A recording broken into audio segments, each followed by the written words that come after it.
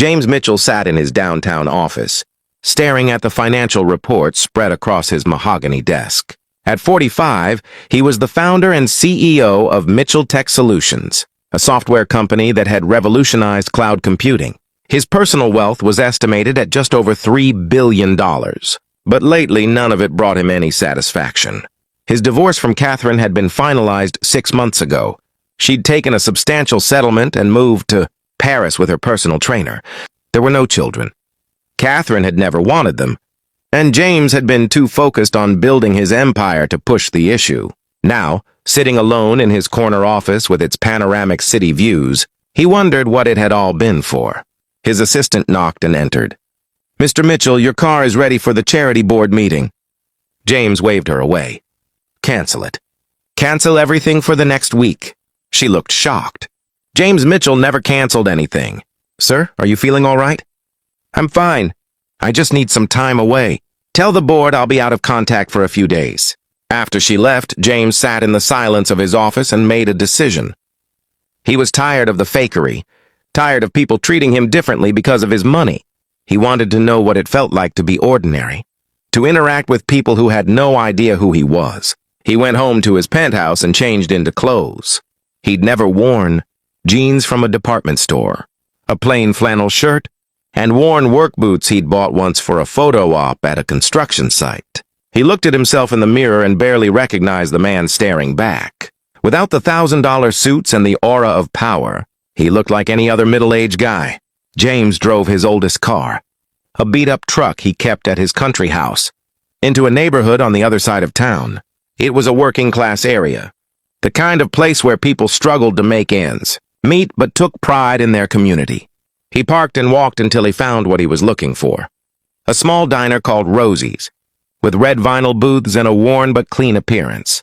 He went inside and slid into a corner booth. The place smelled like coffee and bacon, and there was a comfortable, lived-in feeling to it. A waitress approached. A woman in her early 30s with blonde hair pulled back in a ponytail. She wore a white t-shirt with stains on it, and she looked tired, but her smile was genuine. "Welcome to Rosie's. What can I get you?" "Just coffee for now," James said. "Thanks." She returned with a steaming cup and went back to her other tables. James watched her work. She was efficient and kind, stopping to chat with the regulars, ruffling the hair of an elderly man who seemed to be a fixture at the counter. There was something about her that drew his attention, a warmth, a grace despite clearly being exhausted. He was so absorbed in watching the rhythm of the diner that he almost didn't notice the little girl who appeared beside his booth.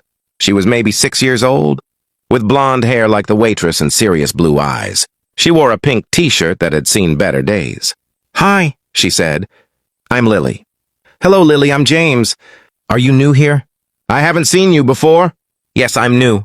"Do you come here often?" "I live here," she said matter-of-factly. "Well, not in the diner, but my mom works here, so I'm here a lot." "That's her." She pointed to the blonde waitress. "I see, she seems very nice." "She's the best mom in the world," Lily said with absolute conviction. "She works really hard so we can have a good life." The waitress noticed Lily talking to James and hurried over, looking apologetic. "Lily, honey, don't bother the customers." "I'm so sorry, sir." "She's not bothering me at all," James said quickly. "She's delightful company." The woman smiled, and James noticed how it transformed her tired face. "That's kind of you to say. I'm Emily. Lily's supposed to be doing her homework in the back, but she gets lonely." "It's really no problem." Emily started to turn away, then paused. "Have you decided what you'd like to eat?" James looked at the menu. Everything was remarkably inexpensive. "What do you recommend?" "The meatloaf is good. Rosie makes it herself. Comes with mashed potatoes and vegetables." "I'll have that, thank you." As the afternoon wore on, James found himself returning to Rosie's several times over the next few days. He couldn't quite explain why. The food was good but simple. The atmosphere was comfortable but nothing special. Yet there was something about the place, about Emily and Lily, that drew him back. He learned their story in pieces. Emily was a single mother. Lily's father had left when she was a baby, and Emily had been raising her alone ever since. She worked double shifts when she could, trying to save money for a better apartment, for Lily's future. They lived in a small studio above a laundromat, but Emily kept it spotless and filled with love. Lily did her homework at a corner table in the diner every afternoon, and she'd started joining James in his booth, chattering about school and her friends and her dreams of becoming a veterinarian someday. "Do you have kids?" Lily asked him one day. James felt a pang. "No, I don't." "Why not?" "Lily," Emily said, appearing with James's coffee. "That's a personal question." "It's all right," James said. "The honest answer, Lily, is that I was always too busy with work. I thought I had plenty of time, and then suddenly I didn't." Emily met his eyes, and he saw understanding there. "It's never too late," she said softly. "If you really want something, it's never too late to change course." On his fifth visit to the diner, James arrived to find Emily looking distressed. She was moving quickly between tables, but he could see the worry on her face.